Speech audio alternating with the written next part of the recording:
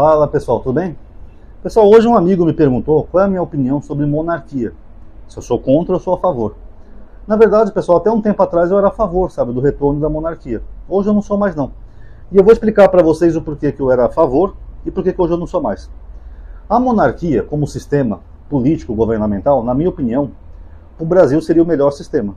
E eu não estou me baseando só no passado, não. Estou me baseando pela forma como o sistema age, se a gente for comparar com a República. Até porque a nossa República foi um golpe, né? A maioria da população não queria a República. Aí o Marechal Deodoro foi lá, deu um golpe, pronto, expulsou a família imperial e aqui virou uma República. Na minha opinião, pessoal, a monarquia, tendo um rei, ou no caso do Brasil, um imperador, era um sistema melhor por muitos motivos. Tá? Primeiro, pela questão do preparo. O imperador, quando ele tinha o filho, desde pequeno, esse filho já era educado em ciências para poder governar um país. Eu tinha um livro aqui em casa chamado Grandes Personagens da Nossa História, que eles traziam até o nome dos professores de Dom Pedro II. Ele tinha aula de francês, aula de inglês, aula de latim, aula de espanhol, aula de economia, aula de matemática, aula de administração, e dentre outras ciências, desde quando ele era criancinha. Então, desde criancinha, quando ele começava a ser alfabetizado, ele já aprendia todas essas matérias, para quando ele assumisse o poder, a coroa, ele está preparado para governar o país. Tanto que, por exemplo, Dom Pedro era poliglota. Ele sabia todas essas línguas. Aí você pega no Brasil República, nós temos até um histórico, né, recente, desde a redemocratização, que a gente não tem um presidente sequer que saiba falar inglês. Sendo que inglês é a língua universal. Você pode fazer até um cursinho de 4 anos, você vai falar razoavelmente bem. E são pessoas que têm dinheiro, pessoal. Pessoas que podem até viajar para um país de língua inglesa, praticar, etc.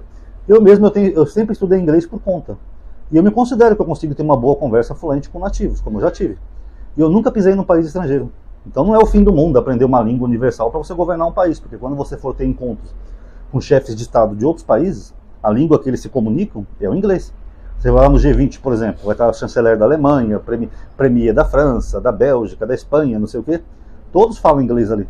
Então é até meio vergonhoso, né? Que você não tem um presidente que fala inglês. Então na monarquia, os reis eram mais preparados para governar um país. Enquanto que na República, qualquer idiota, se ele tiver popularidade bastante, ele pode chegar ao poder. Ele pode ser até um burro. É só você fazer cocô de assim de não, tá ok? Foi um cara de bicicleta da Amazônia que tá botando fogo na Amazônia. Vidro blindado protege de coronavírus. Então você pode ser completamente burro. Burro ao pé da letra, que nem o Bolsonaro. É só você ser popular o bastante, vai ter uma gadaiada que vai votar em você, você chega ao poder e só faz merda. Então essa é a diferença. Outra diferença é que a família imperial já tinha uma certa riqueza. Além deles ter os privilégios de ser da família real, morar num palacete, receber um salário até bom, então eles não tinham motivos para praticar corrupção. Já enquanto que no Brasil República não, o cara não sabe se ele vai ser reeleito depois de 4 anos, então ele já aproveita para fazer os esqueminhas que ele puder, para ele sair com o bolso cheio da presidência. Outra coisa é a questão da estabilidade. O imperador, ele tinha um governo vitalício até o fim da vida e depois passava para o seu filho. Então isso gera uma estabilidade muito maior que na República. Porque, por exemplo, digamos que você tem que fazer uma obra que vai ser muito longa, que nem a transposição de São Francisco. Olha, imperador, inclusive foi Dom Pedro II, né, o primeiro a ter essa ideia de transportar água para o Nordeste. Olha, imperador, essa obra dá para ser feita, só que ela vai demorar uns 20 anos para fazer. Como o imperador não precisa ser reeleito, já está no governo vitalício, ele fala, pode fazer. Mesmo que demore 20 anos, depois que terminar a gente entrega para a população. Já na República não é assim. Se você chegar para um presidente e falar, presidente, essa obra vai demorar 20 anos. Aí não dá, cara. Eu só tenho 4 anos de mandato. Se eu não for reeleito, eu não vou ter nada para entregar para o povo não vai querer votar em mim de novo, porque eu não entreguei nada. E o camarada que me suceder, ele pode até completar essa obra e ganhar em cima de mim. Que foi mais ou menos o que o Bolsonaro fez, né? O Lula tinha feito mais de 80% da transposição. Aí o Bolsonaro pega só uma pontinha ali, inaugura e fala que foi ele que fez. O Flávio Bolsonaro chegou a dizer numa entrevista que a transposição, o Lula só tinha feito 10%. Olha que mentira. É aquele ditado que a gente fala no Brasil, né, pessoal? Perdoa a linguagem chula, mas esse é gozar com o pau dos outros, né? É isso que o Bolsonaro fazia.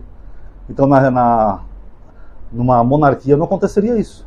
Porque o rei ia ter todo o tempo do mundo para fazer uma obra que levasse a longo prazo, mas que fosse beneficiar a população e nem ia ter outra pessoa levando crédito por isso. Fora que na República, muitos presidentes, eles deixam de fazer certas coisas por causa disso. Porque eles querem fazer obra só dentro do governo deles.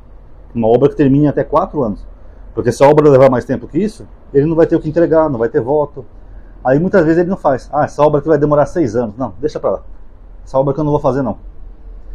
E também tem os acordos internacionais, né, pessoal? Se você tem, por exemplo, um governo vitalício como monarca, você tem também a possibilidade de fazer acordos mais confiáveis. Você não tem aquele risco de mudar o presidente e ele desfazer aquele acordo anterior, como a gente está vendo até no Brasil atual, né? Por exemplo, Elon Musk assinou alguns contratos no governo Bolsonaro e o Lula quer desfazer esses contratos. Então eu sei que é chato, até tem muita gente que gosta do Lula, mas essa história de faz e desfaz contratos, isso gera uma instabilidade, uma insegurança para o país. Porque ninguém vai querer investir num país que pode mudar o governo e mudar tudo. Vocês querem ver um exemplo? Teve um milionário americano chamado Farquhar, que ele investiu muito aqui no Brasil. Foi ele o responsável por aquela linha de ferro Madeira-Mamoré, se não estou enganado. E ele também investiu em Tabirito, Minas Gerais, né? Em Minas de Tabirito. Aí na época o presidente era o Getúlio Vargas. E tinha aquela famosa família Guinle, no Rio de Janeiro, que era uma família elitista que mandava no Brasil. Eles não estavam gostando dos negócios desse americano aqui. Eles foram falar com o Getúlio Vargas para dar um jeito. O Getúlio Vargas foi lá, estatizou as minas dele, ou seja, pegou para o Estado, deu uma indenização michuruca para o americano e falou, foda-se, aqui é o Brasil, você não tem mais nada aqui. Então isso gera uma insegurança. Quem é que vai querer investir num país em que o presidente a qualquer momento pode ir lá e pegar tudo que você investiu e falar, agora é do Estado? E ainda mais que na América do Sul já aconteceu muito isso, principalmente na Venezuela, assim começou a crise na Venezuela, com o Hugo Chávez estatizando empresas que não eram dele, e assim por diante. Então isso é muito arriscado. Já na monarquia não existe isso. Se o rei ou o imperador faz um contrato com um americano, por exemplo, olha, eu vou investir 12 bilhões para fazer uma fábrica de carros no Brasil. Ele sabe que enquanto o rei estiver vivo, aquele acordo vai continuar. E mesmo se o rei morrer, até por respeito e por governabilidade, o filho dele não vai fazer nada, ele vai deixar do mesmo jeito. Falar, meu pai fez esse acordo com você, eu vou honrar os compromissos do meu pai, vai continuar do mesmo jeito. Então, por esse aspecto, pessoal, o Brasil era muito, muito melhor no governo monárquico, na época do Brasil Império, porque você tinha toda essa estabilidade, você tinha todo esse preparo, você não tinha tanta corrupção, não tinha tanta putaria no Brasil, e você não via tantas mudanças de instabilidade como a gente viu pós-monarquia. Por exemplo, na época do Brasil, antes da ditadura militar, eu não sei qual é o período exato, mas o Brasil investiu muito em ferrovias, que nem eu falei na época do Getúlio Vargas, com esse Farquhar, dentre outras. Então o Brasil tinha uma malha ferroviária muito boa. Tinha trens que iam para o Santos, no litoral, levavam carga do interior de São Paulo, como café, direto até o Porto de Santos. Tanto que aqui em São Paulo tem até hoje a Estação da Luz, né, que ela é belíssima, né, foi feita pelos ingleses, tal, não sei o quê. Então o Brasil investia muito em ferrovia. Depois veio os militares quiseram investir em rodovia, porque eles queriam se basear nos americanos, porque os americanos tinham desenvolvido muito carro na indústria automobilística, então os americanos viram a necessidade de fazer rodovias para interligar o país todo. Só que um detalhe, os americanos não abandonaram as ferrovias. As rodovias eram para carro, as ferrovias era para transporte de mercadoria. Já os nossos queridos militares aqui no Brasil, não, eles abandonaram as ferrovias. Foram enferrujando, estragando, sendo comidas pelo mato, etc e tal, e eles nem aí. Então hoje, o nosso transporte é feito basicamente por rodovias, que é uma coisa muito boba, muito errado, sabe, em termos de estrutura, de logística. Que, por exemplo, os caminhões detonam as estradas por causa do peso. Um caminhão, aliás, um trem, por exemplo, ele pode carregar o mesmo que uns 20 ou 30 caminhões, em quantidade ou até mais, em mercadoria. O caminhão é mais poluente, que ele vai queimar diesel para poder levar a mercadoria ao local, e você tem a estrada cheia de caminhões. Você não consegue pegar um carro, por exemplo, para ir visitar o seu parente numa outra cidade, que tem um bando de caminhão na rodovia, sendo que a rodovia era para ser mais para carros e ônibus, não para caminhões. Enquanto isso, as nossas rodovias tudo parado, enferrujada, acabaram com tudo. Então esse muda de regime não é legal para um país, é legal quando você tem um projeto de desenvolvimento de um país. Então a estabilidade da monarquia, na minha opinião, era muito melhor. Você ia ter, por exemplo, uma malha ferroviária ainda ativa no Brasil, e as rodovias como prioridade para carros e caminhões, para carros e ônibus. Raras exceções, né? Quando não tem acesso por trem, aí sim teria que usar o caminhão, tá? E dentre outros milhares de detalhes. Agora, por que eu não sou mais a favor da monarquia no Brasil? Porque a monarquia também tem os seus problemas, né, pessoal? Por exemplo, como eu falei, você tem um rei vitalício. E se o rei não for um bom rei, ou for um bobalhão, tipo um Bolsonaro, imagina um rei que só anda de jet ski, só anda de motinho, um rei que só gasta o dinheiro público com cartão corporativo, um rei que não compra vacina na pandemia, um rei que faz esqueminha, como por exemplo aquele da Bíblia de Ouro lá do pastor Gilmar, um rei que tá pouco se fudendo pro Brasil, tipo o Bolsonaro. Um rei que não faz porra nenhuma. Já imaginou ter que aturar a vida inteira um rei tipo o Bolsonaro? Pelo menos na República a gente tem o poder de trocar o presidente com voto.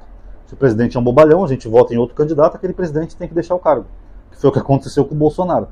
E quando eu vejo a nossa família imperial, que restou no Brasil, Eu até gostava do Dom Bertrand, lá do Orleans lá. Agora tem um deputado federal, que ele é dessa família real, é o deputado príncipe, acho que é Felipe Orleans o nome dele, se eu não estou enganado, que o cara não está preocupado nem com a família imperial, ele está preocupado com a família Bolsonaro. Eu até comentei uma vez no Twitter dele que eu falava, nossa, eu achava que você tinha que defender a família imperial, não a família Bolsonaro. Porque ele é um bolsonarista roxo, pessoal. E se ele é um bolsonarista, imagina se esse cara fosse o que fosse chegar no poder para virar o rei do Brasil. O que ele ia fazer? Andar de motinha? É disso que o país precisa? Um país gigante que nem o nosso? Um rei que só fica andando de motinha, de jet skis, vive na eterna férias? Se ele chegasse ao poder, ele ia ser que nem o Bolsonaro, não ia fazer porcaria nenhuma pelo Brasil, ia curtir a vida adoidado com o dinheiro dos nossos impostos, ia pra praia, ia tirar férias, andar de jet ski no Beto Carreiro World, andar de motinho, gastar à vontade com cartão corporativo e não ia fazer nada, ia dar um grande foda-se. Presidente, o arroz tá caro. Vai comprar arroz da Venezuela, tá ok? Aí não dá, né, pessoal? Então, olhando por esse risco de ter um rei completamente idiota, eu ainda acho que a República, por enquanto, é o melhor sistema. Porque a República a gente pode trocar os nossos representantes, incluindo o presidente da República. Porque se o presidente da República for um completo bobalhão, que nem o Bolsonaro, vocês viram o que aconteceu. A gente vota em outro e ele perde o poder. Tá bom? O que é uma pena, porque o outro sistema, se tivesse pessoas de verdade, pessoas comprometidas, honestas, pessoas sérias, seria um sistema bem melhor. Mas, infelizmente, nós não temos. Tá bom? Então tá aí, galerinha. Quem gostou, dá um like aí no vídeo, tá? Considera atualizar a página. Comente aí qual a opinião de vocês. Se for se inscrever ou se é inscrito, ativa o bendito sininho, tá? Porque o YouTube anda meio bugado ultimamente. Muito obrigado a todos aí que assistiram. Paz a todos.